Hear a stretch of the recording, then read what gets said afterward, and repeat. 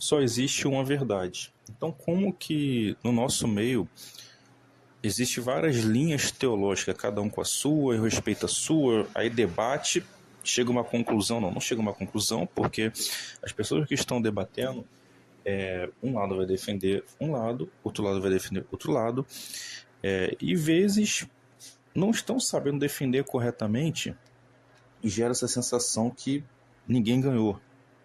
Ou até consegue defender corretamente, mas o lado que perder não vai aceitar perder, não vai admitir que está errado.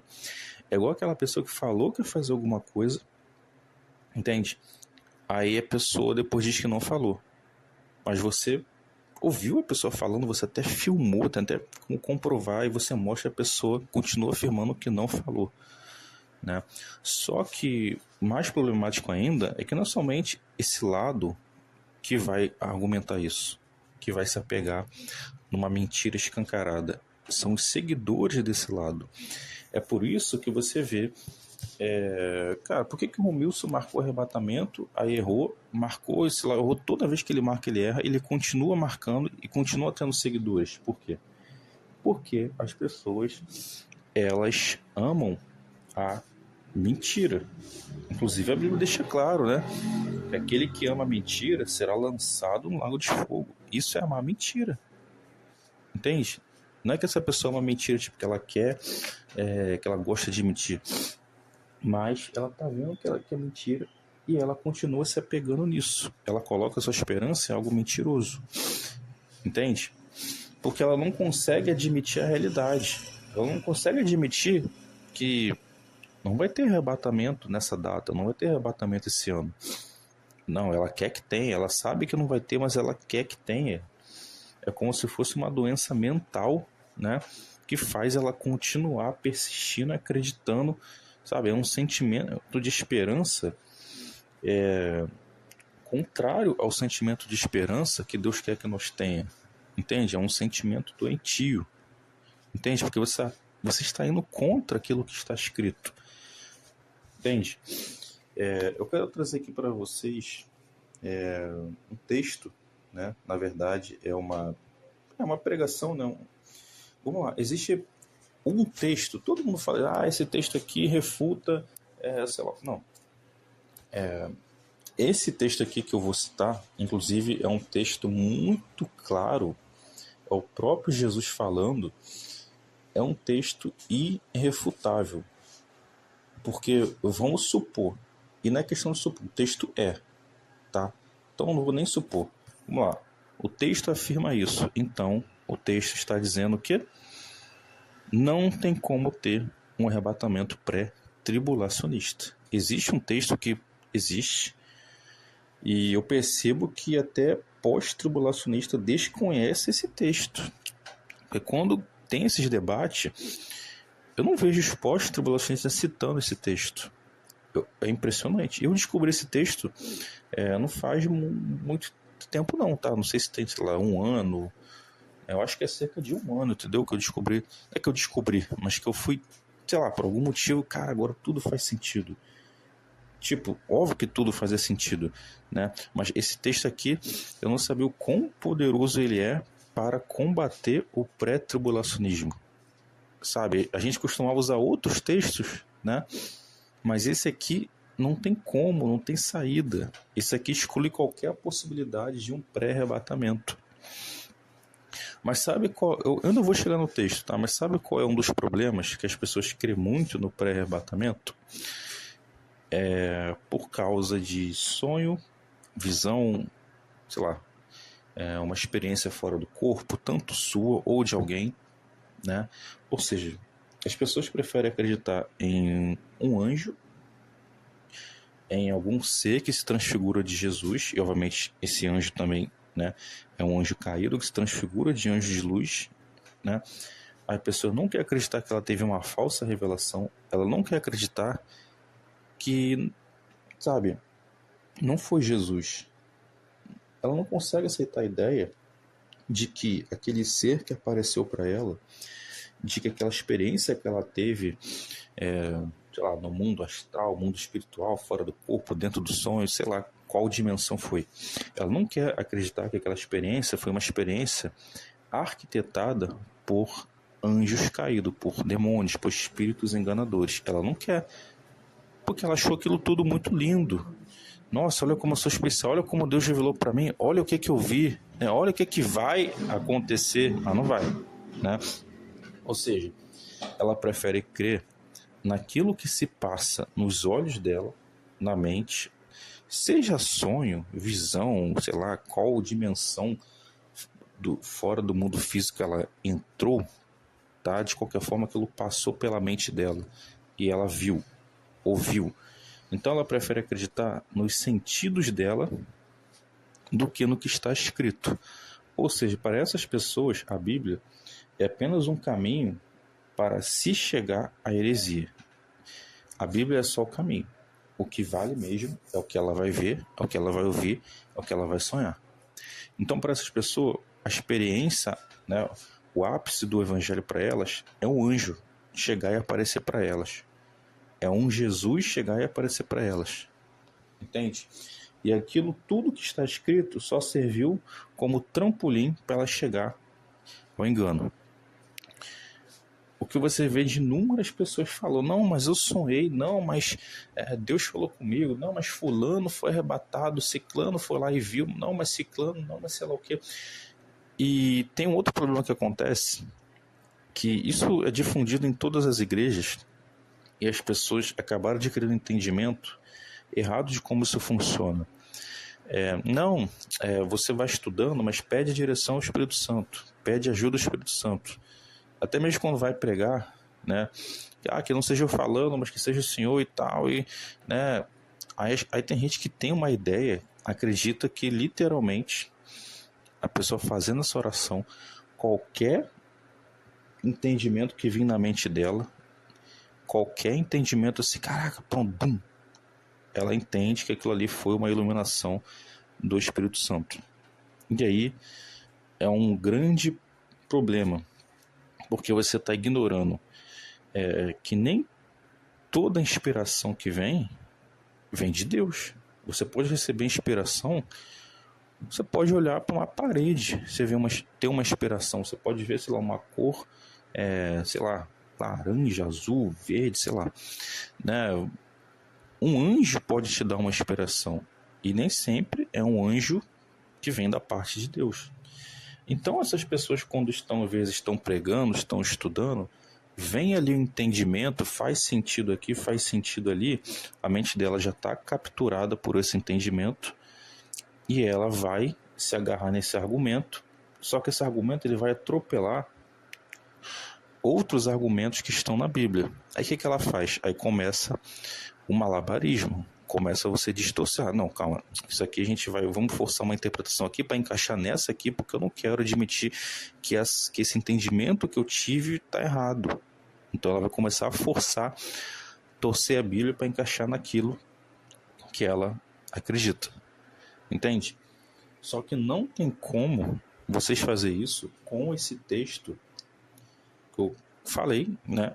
Estou segurando aqui, mas vou soltar esse texto, porque esse texto ele é anti-adulteração, ele é anti-malabarismo. Por quê?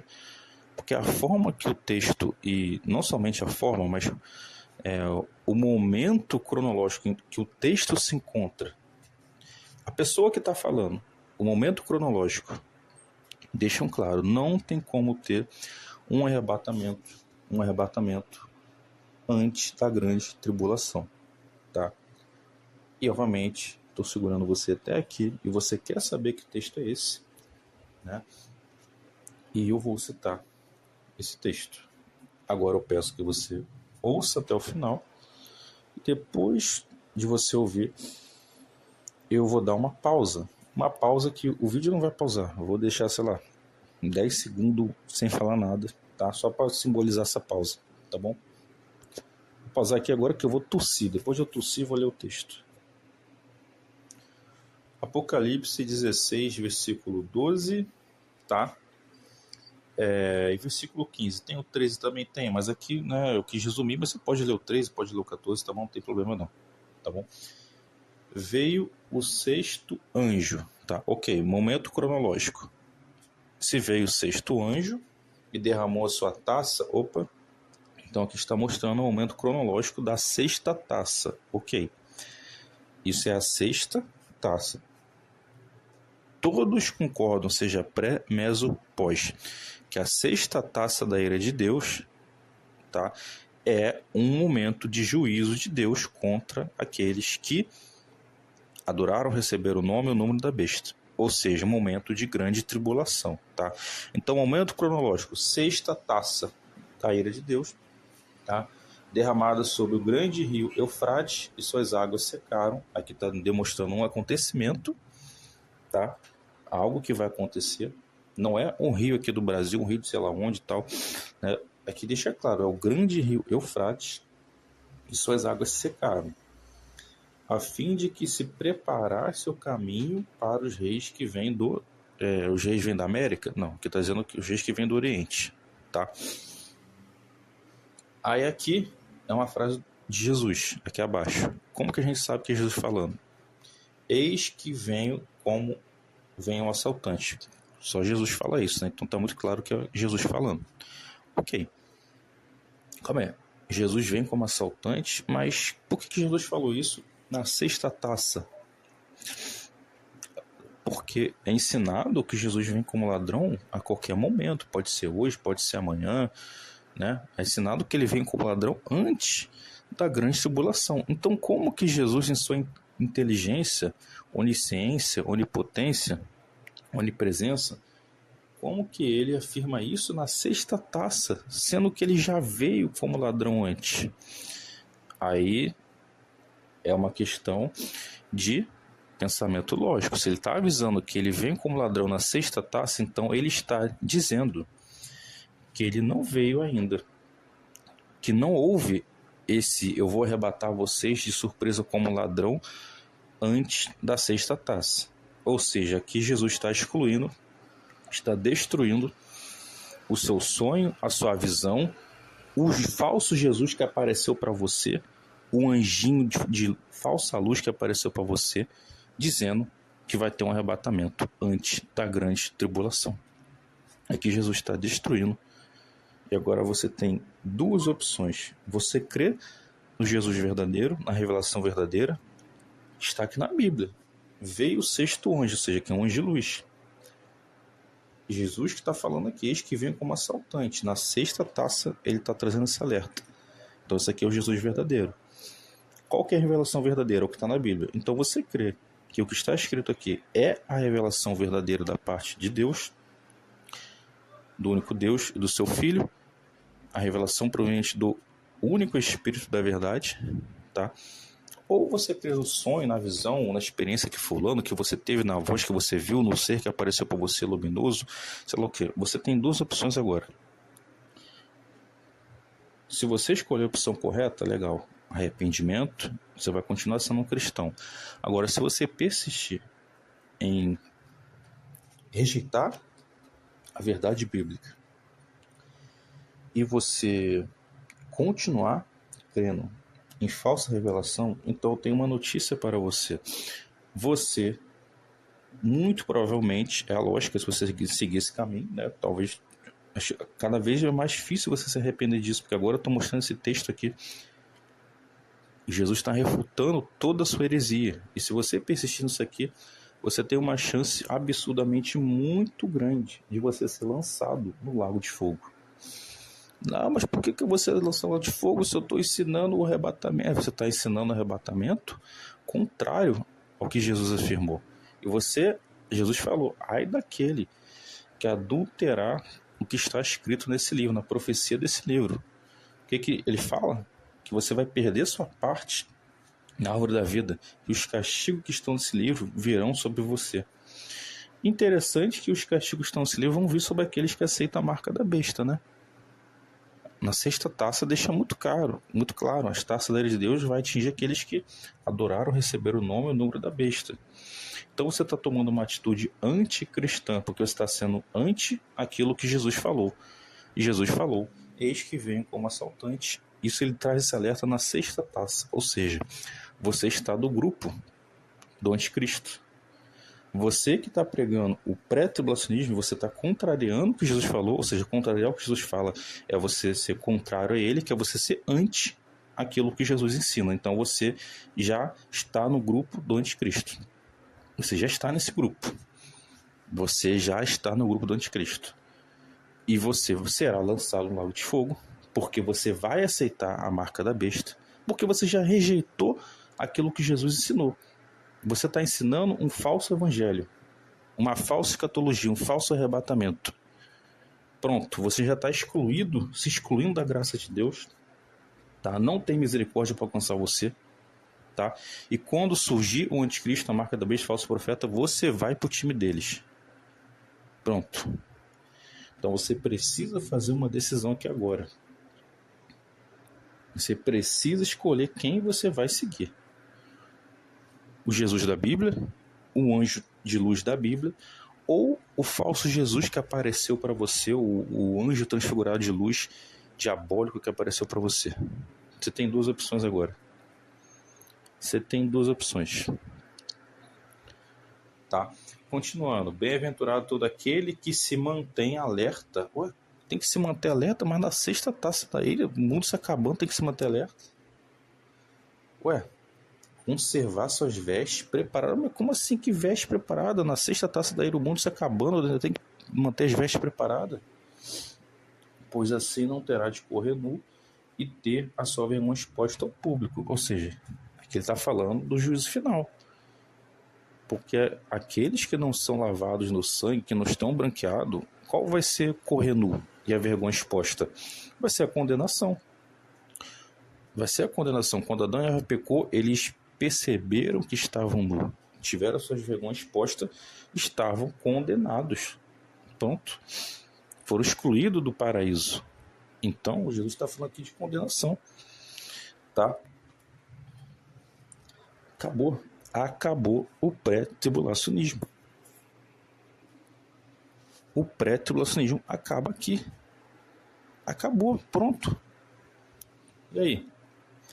Você não tem como chegar aqui e falar, olha, não, mas Deus me revelou, não, mas o Espírito Santo, não, mas eu tive uma visão, não, mas eu tive uma visão. Você teve o quê, cara? Você teve? Então, você está rejeitando aquilo que Jesus revelou. Você está contrariando o que Jesus falou. Então, se você quer acreditar naquilo que chegou a teus olhos, que o seu ouvido viu, se você quer acreditar, tudo bem não, tudo mal. Mas é um direito de escolha sua. Só que você não pode continuar se enquadrando como cristão, como evangélico. Você tem que criar outra religião a partir de agora. Cria um outro evangelho. Você cria, isso aqui é o evangelho segundo eu, faz isso. Cria sua própria Bíblia, altera o texto, exclui, sei lá, cria uma versão, não sei. Coloca uma outra placa de igreja, muda o nome. Se antes era Assembleia de Deus, era Igreja Deus e Amor, sei lá, muda, inventa algum nome aí, entendeu? Inventa o nome, inventa outro nome, porque você não pode continuar propagando o evangelho. Você está propagando um falso evangelho, tá? Estou sendo muito rigoroso aqui, porque isso aqui é risco de vida, tá? Da sua e das outras que estão acreditando na mentira que você enganou, que você foi enganado, né? E também está enganando as pessoas. Só que agora você tem a oportunidade de sair desse engano, de se arrepender e propagar o evangelho corretamente, tá? É o momento que você tem agora, é para isso. É para isso. É para isso, tá? Você aceitou Jesus? Se você aceitou Jesus verdadeiramente, acredito que sim, né? Então, você deve fazer isso, tá? Bom, é isso. E Deus já abriu o entendimento de vocês, o entendimento está aberto. Não tem nem chegar aqui, Deus, que o Senhor abre o entendimento dele. Não, o entendimento de vocês está aberto. Agora vocês aceitar, vocês decidir aceitar e não negar a verdade, tá? O texto está muito claro. Se você não consegue ter um entendimento aberto com um texto desse, é porque você não é uma pessoa racional. Se você tem um cérebro e não tem problemas mentais, você consegue raciocinar bem, o texto já está aberto. O entendimento está aberto, é só você acreditar. Amém?